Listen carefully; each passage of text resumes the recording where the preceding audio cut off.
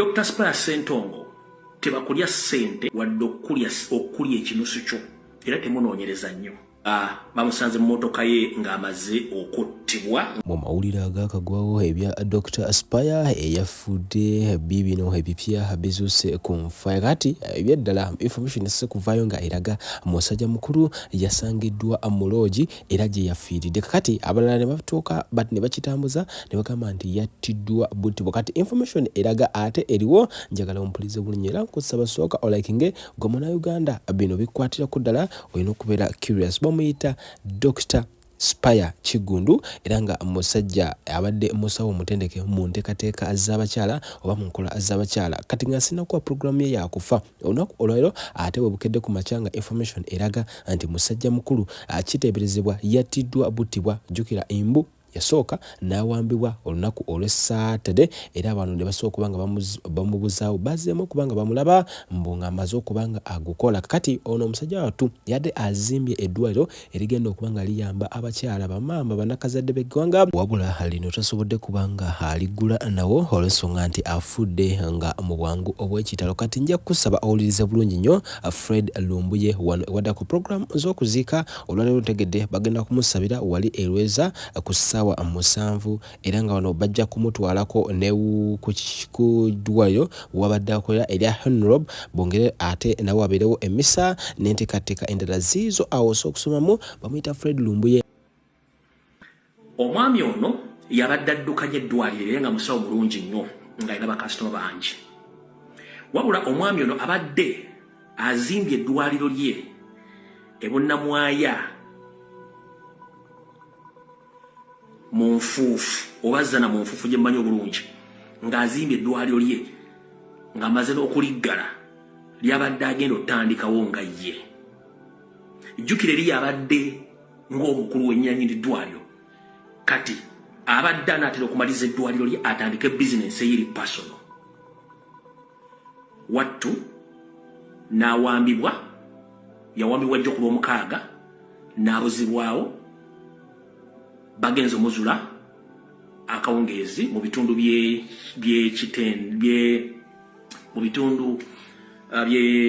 by'ekitende nga bamusanze mu mmotoka ye ng'amaze okuttibwa ng'ali mu mmotoka ye. So abasinga obungi muwulidde nti bamukubye masasi. No, bamuwambi buwambi era bamusanze mu mmotoka ye nga bamuttiddemu. So ebisinga obungi mujja bifuna mu information eneebezeeko n'enjala bategeeza ekituufu kiri nti bwe mba munoonyereza nga mukola investigations oyo dokita abadde anaatera okuvaawo akola eddwaliro erirye. Bamuwambye dokita nattibwa. Ompulya bulungi, dokita nattibwa. Ompulya bulungi. Eddwaliro eryo baagala odditegeera mbawone profile y'omugenzi. Eddwaliro baliyita Enrob Hospital. Eddwaliro baliyita Enrob Hospital lyerino wano.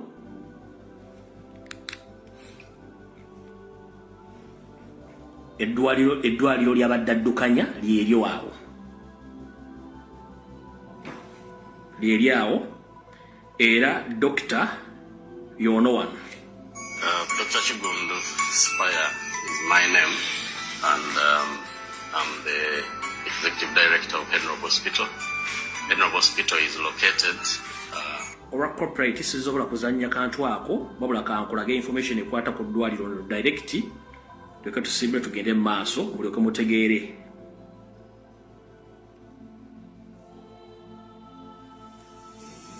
Eddwaliro lyeryo.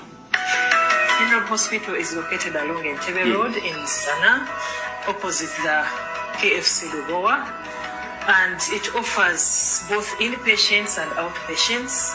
But today we'll talk about mainly our outpatients department, which runs 24 hours. It has clinicians of different specialties. We have medical officers, we have specialists of different categories, and we have experienced nurses. So these are the different units of our outpatient department. We have the accident and emergency that runs 24 hours.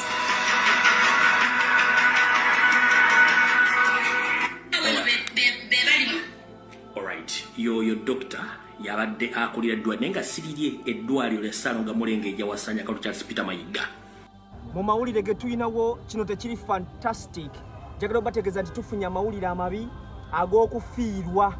Dr. John Spoya mwena mumumanyi abantu abadde babeera ku Henrob ezzana omwami yabadde yakukuka nnyo mu ndwadde z'ekikyala abadde asinga kujjanjaba bakyala avudde mu bulamu bw'ensi eno. Sources ezisinga zigamba nti omwami ono alabika yattiddwa oba yasangiddwa ng'afiiridde mu loogi abasinga bwe babadde bagamba naye ng'alumye nnyo abantu olw'ensonga y'omu ku basawo abadde basinga okujjanjaba ng'ajjanjabisa mutima gumu ate ng'ateekayo omwoyo ebirowoozo ate nga ye muntu yekka asobola okukukwatako n'otasigala kye kimu. Dr. John Spoya afudde. Kino tekiri fantastic. Assalamu alaikum wa rahmatullahi wa barakatuh. Amanya n'eddoboozi Haji Abudu omusomi w'edduwa. Nkola ku nsonga ez'enjawulo emirimu nga gikutataganyeko ebyenfuna byo nga bidobonkanye ne oba oli bweru wa ggwanga emirimu gyakucankalanako jangu kusomere ku dduwa okuva edda nedda edduwa zaabaawo edduwa zisomibwa omuntu n'oterezebwa mu mbeera yonna ebadde ekusibyeko akanyaaga. Nina ekyoto kye nsobola okukumira wadde oli bweru wa ggwanga nga toli kumpi wano n'ofuna omukisa ogwo nawe n'osomerwako ku dduwa nga nkuteddeko n'akabaani Allah ajja kukusaasira ajja kukwanukula. Kuba ku nnamba yange y'essimu 0752 44 71 56 ne ku WhatsApp kwendi mpereza obubaka sobolo okuyamba. Assalamu alaikum wa rahmatullahi wa barakatuh.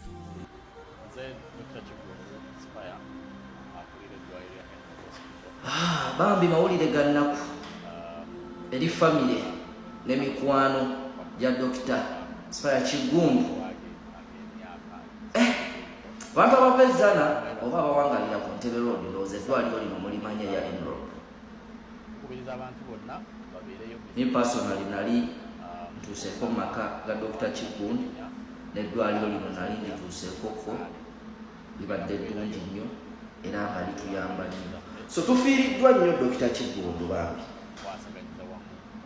So tusaasiddeko nnyo ab'Enganda ne family kitalo nnyo ekyokufa kwa Dr. Kiggundu. Era tusaba obuyinza bakole okunoonyereza okutuufu ku nfa ya Dr. Kiggundu. Mawulire si malungi eri management ya Henrob Hospital ezzana eri family n'emikwano naye obulamu bwe butyo tulina okukkiriza kiba kituuseewo Katonda atuggyeko omuntu omukugu abadde yatuteera saabisi ennungi mu kitundu kyaffe ate nga n'enkola y'eddwaliro ebadde terina buzibu bwonna nga nnungi. So kitalo nnyo tusaba Omukama Katonda agumye family